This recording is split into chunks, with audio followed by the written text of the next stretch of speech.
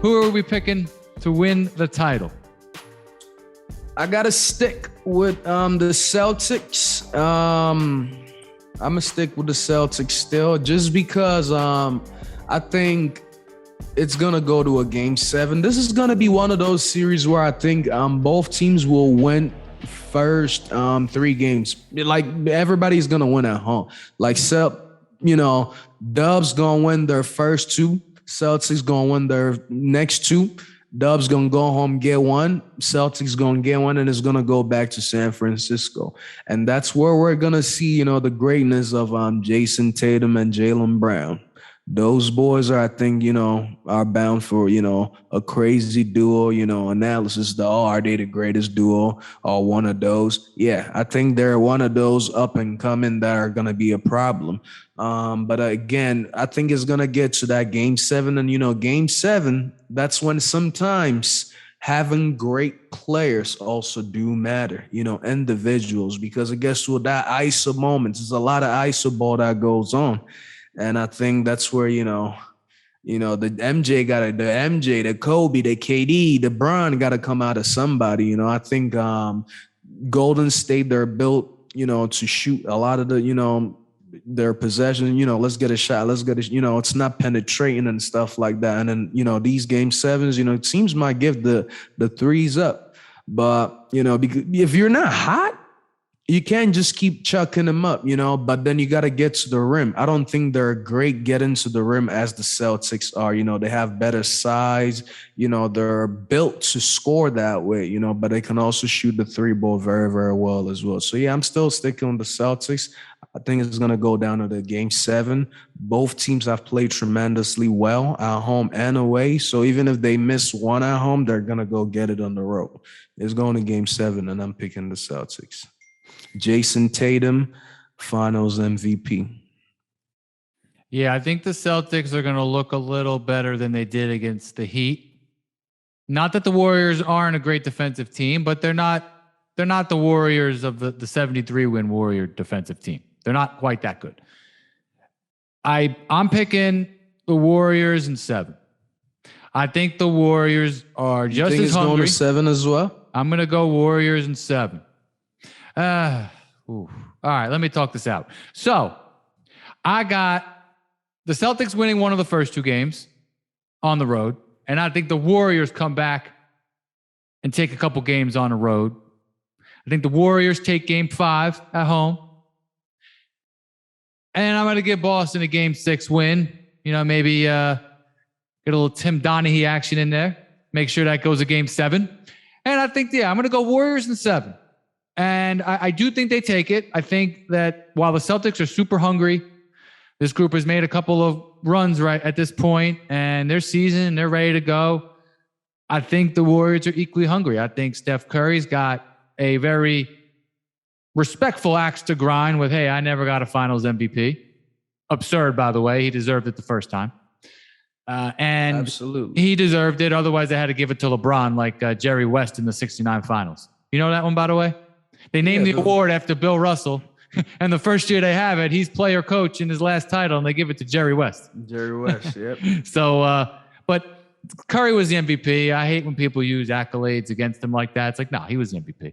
So I think, and you know what's crazy? That's the only thing he doesn't have. That's how great this man is. And people are actually even bad at hating. It's like, oh, Steph, he don't even have this. Yeah, but he has everything else. So you're hating him because he doesn't have that one trophy? It's a tiebreaker. It's a tiebreaker. But if you're comparing against somebody else, yes, I understand that. But if you're just sitting there saying, "Oh, yeah, if he's good, how come he?" No, come on, man. Like, it's circumstantial. They give it to Iggy, and LeBron was still frying him. Yeah. You know what I mean? Yeah. And bro, like, it was.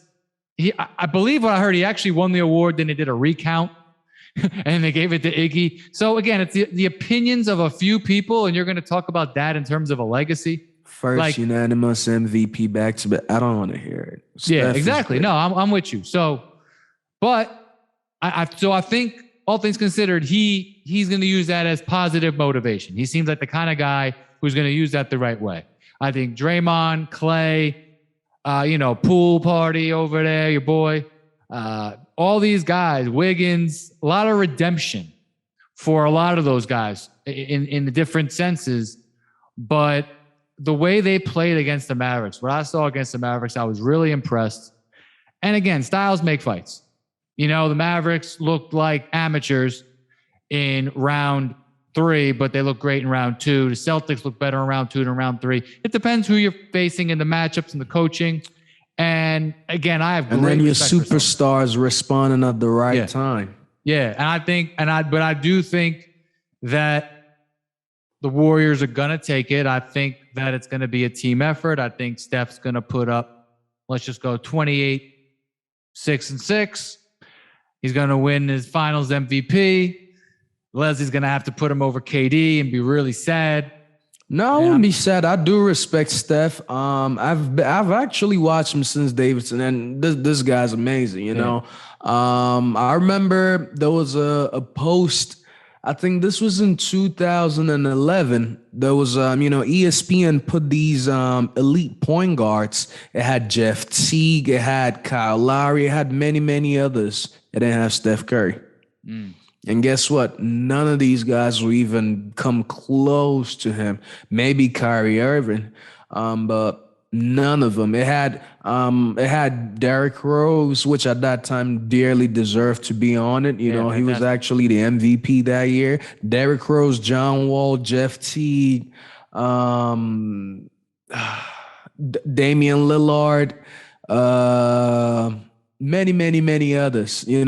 Chris Paul, Kyle Lowry, but I didn't have Steph. Oh, Russell Westbrook, who I'm missing. Yeah, elite point guards at that time. And there was no Steph. And I'm like, wow. Okay. But again, you got to understand, Steph took, he came in, in 2009, took a little bit of time for him to get to where he is right now. So we got to, just understand that honestly, this man is so good. Like, even though I'm picking the Celtics, it could go either way. But like I said, who am I picking? I'm picking the Celtics. But let me shed some light on this. Steph has been doubted so many times. When he won the first one, people were doubting him. Before he even won the first one, people were like, "Oh, the 3 ball's not gonna work. The small lineup, all of that." They win it. They get hurt. They come back 2 years later with KD. They win it, 2 times. Oh, yeah, he had KD. He's always playing with grades, He got carried. Okay, now he's gone. Now, guess what? Klay coming back from an injury. Klay not being 100%. Steph being 100%. And now we're seeing what the real Steph is. It's like he's not even done. It's like, is he back to his prime? Oh, is this the back end of the prime or what's going on? But he looks like he's actually getting better with age, He's not forcing the ball. You can tell the leadership skills and all of that. So I'm telling you, this game is going down to 7. Why? Because I believe that, the Warriors and Steph are going to take care of business. Celtics, their defense is going to help them stay on track and then take care of business as well. But it's going to come down to game 7. And honestly, it might come down to the very last possession. Last time there was a game 7 in Golden State, 2016. Cavs won it. I'll never forget that. We were stunned. Me and the guys I was watching it with. We could not believe it. We're like, oh my God, they won. But that's because, Steph was a little younger. They hit that panic button. He was better. I think he was a little bit better, but now he's more seasoned. He's more smart. He's smarter. He was more athletic. The shots were going quicker. The decision making was like this. Now it's just he's an old man with like 4 kids. He knows too much. He's got that dad strength. Where everybody's He's got dad strength. Now, dad strength is real, by the way. You're gonna find that out. Now, I know. Here's the thing, what you were saying. It reminds me of the Spurs. The Warriors remind me of the Spurs because it's funny when Chuck Barkley and all these other guys are like, "Oh, you can't win with the 3." It's like, did y'all not watch the Spurs? The Spurs played 3-and-D before they called it 3-and-D. It was just, it was a Tim Duncan was their main guy, so they didn't look at it that way. But it was the same thing. The Spurs kind of started that revolution, and Steph just took off with it as an individual. And Klay, they just were driven by the best players were 3-point shooters. Yeah. But the Spurs, where Steve Kerr played, and I believe was he assistant coach there or not? Yeah, he played there, and that's what they are now. They're 3-D, and that's gonna work, bro. 3-pointers are 1.5 times as much as a 2. So if you can space the floor and hit your threes, we saw it with Dallas. Go back and play good defense. Yeah, you might survive. You know, but sometimes it's hard playing good defense on guys that move so much. That's the thing that, some people can't understand with the Warriors. That's why it's hard for me to hate them, because these guys work so hard. Like, they're not just coming down, just shooting and chucking threes, like they actually work. Like, they're moving without the ball. Like, they're actually creating screens, the great passes, like the hockey pass assist and all of these things, they work so hard rather than just, coming down like pick up ball. These days, everybody want to shoot threes. I don't respect that. But no, you have to respect the work ethic from the Warriors. Like, there are guys like James Harden who I don't think could play on the Warriors. Why? Because he's gonna look stagnant. What is he gonna do? Yeah. You have to move without the ball. You need to set off ball screens. You need to do the dirty work. You need to do all of these things. So, I think that's what makes them a great team. But again, I'm still staying with the Celtics. Who guards Curry? So who guards Curry and who guards Tatum and Brown? I think the matchup will be, it depends. When it's down the line, I think Draymond is going to force himself to take a lot of the load himself, to guard and the Tatum and that, which is going to hurt them. But I think actually looking at how good Wiggins played, I think they're just going to put Wiggins on Tatum. The matchup is the only reason why, the Celtics are going to be a good team. But don't forget, they still have guys like Kuminga and all of these, on the bench. But I think, honestly, you put Steph on Marcus Smart, which is a good matchup because, Marcus Smart is not the best scorer or shooter. So Steph is an average defender. Only time is going to be a problem when he starts backing him up in the paint, which they're going to find a way to avoid that. You put Klay on Jaylen Brown. You put Wiggins on JT. I mean, yeah. Over under 100 combined flops between Smart and Draymond. I don't think Draymond be flopping like that. He just be complaining like that. You know what I mean? Like, Draymond hardly flops because he's getting old. He doesn't want to hit the deck. Yeah, Draymond probably takes 5 shots a game, and out of the 5, 2 of them or 3 might be to the basket, and each time he might get hit because more than likely they don't expect him to do all of that. Charges and flops. I'm going to go over. I'm picking over 100 combined charges. Like that counts. How many times are they falling down? Over 100. That's just one of my axe to grinds, bro. I'm tired of everybody jumping in front of people when they're in the air. Make a play on the ball. Yeah, I'll get out of the way. And he was a defensive player of the year. But make a play on the ball. Like, he does it. Like, I watched, he did it like 5 times in a couple minutes. Like saying when Sam was on the show and you asked, when he was asking, did we think he was deserving of it? Yes. He's deserving of it because he's a good on-ball defender. You don't have to do all of that, man. Yeah. That's the way the game is. Kyle Lowry. But again, these guys are who they are, and that's how they've made a name for themselves and a reputation. So I can't take that away from them. I know. I'm just kidding. But it's hard to watch sometimes, like, come on, like the charge and this and that. But sometimes those rules got to be implemented. We would never do that in pickup. Ever. We would never flop. We would never take those charges. Charge. I get it. Maybe I'll take a charge next time you try that Euro step. The difference between pickup and NBA is these guys are getting paid millions. Me and you are just picking each other up on the court to play.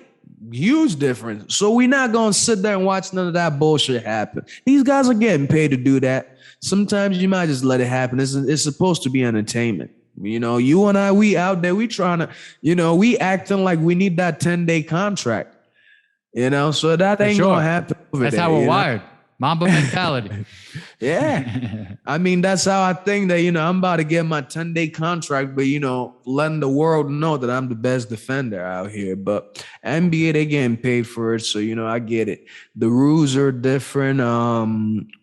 Unfortunate, in college is even crazier. The refs are even sharper about the walks and travels and offensive calls. So let's thank the Lord that we don't have the college coaches here and rules, because it'll not be that fun. The game will be stopped so many times. But yeah, sometimes I do agree that these guys are too talented, bigger, all of that to just be standing there and taking a charge. But again, if Giannis is coming at me, bro, I have one move: take a charge or get out of the way. And if the game matters, strip the ball. Nah, his hand's so big. Yeah, what do you mean? There's guys like Wilt, Shaq, all of that. They had to implement the charge rule, bro. Because how do you stop some of them? You got to time it right and take the charge. But then your head might hit the deck. So it's a choice, it's a choice. Am I taking the charge on Shaq? It depends if I'm getting paid $100 million, bro. It depends. I wish Shaq was around right now. Bro. Yeah, if Shaq the referees would really have no idea how to call him. Yeah. Every single play could either be an offensive foul or a defensive foul. Every single play. As opposed to, 75% when he played. So yeah. I'd rather foul him though, because I know he can't hit the free throws. I know. He's no Yao Ming at the line. Yeah. And that's why, some of these guys also got to pick, don't, like I said, again, going back to the finals, like after looking at the matchups again, like I'm moving Shaq down because of the free throws. Good point. Exactly. But again, if you look at the matchups, right, guys like Marcus Smart, he can give you a lot on defense, very good on offense, right? Not great on defense. On offense, he's good. He's average, right? Because he can put up at least 24 points, 20 to 25, like on if they need him to, right?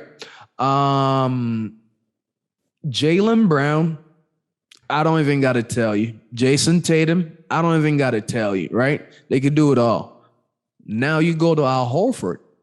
He can actually hit the 2s and 3s. He's very productive on the offensive side as well, And then sometimes they bring in Grant Williams, which I think he's going to play a lot because the Warriors don't actually have that big of a center. When the Warriors rotate Looney in, I think they might bring Robin Williams in. So if you take Looney and Robin Williams out, right? Or let's say they still keep Al Horford and Grant Williams in, it's a huge mismatch for the Warriors. Why? Because on offense, they're going to always let Draymond think that he can do something.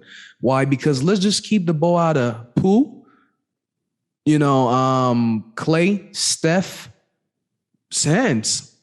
If you really do that, and Wiggins, who else is going to hurt you? Draymond. In game 7, Draymond's got a knack, man. I understand, but I'd take that. Draymond, please, I'd die by that. You know what I mean? No disrespect to him. Careful what you wish for, Mr. Heat. Don't scare me. Listen, I understand. No, bro. Let's not let it sound like I'm trying to disrespect Draymond. I agree with you. I'm not, but I'm just saying. AT, JB, Jaylen Brown, Jason Tatum, they can hit it all, right? So can Andrew Wiggins. So can Klay Thompson. So can Jordan Poole. But that's not the same case for Kevon Looney and, Draymond Green. They sometimes plays got to be made for them. Draymond could blow by you quick and get to the basket, and then one play. He's very good at that. But guys like Al Horford, when he gets that ball, he's not hesitating to shoot. He's not looking for Steph. He's looking to shoot.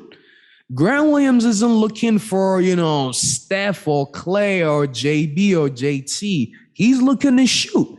Derek White is looking to shoot. Everybody on that team on the Celtics can make a play.